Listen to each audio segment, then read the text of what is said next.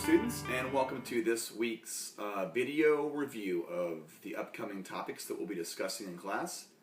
For the next several weeks, we're going to be talking about the United States expansion westward as well as manifest destiny.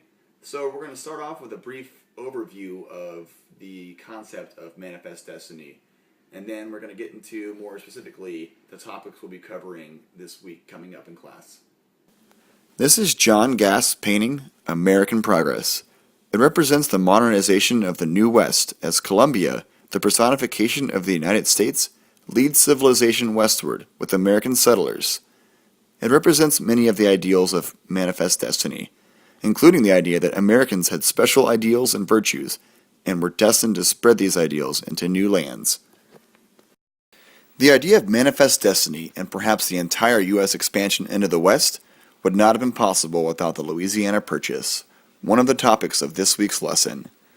In 1803, under the leadership of President Thomas Jefferson, the U.S. acquired 828,000 square miles of France's claim to the territory of Louisiana.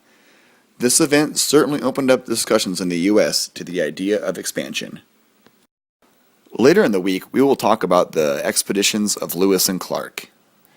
They traveled all the way from St. Louis to the Pacific coast as they explored these newly acquired lands. Their discoveries greatly impacted America's future in the West.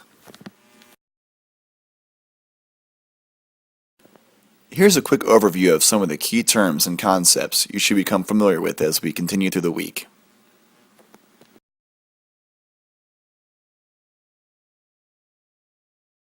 So I hope that gave all of you some pretty good insight into what we're going to be talking about in the next week, in the next several weeks.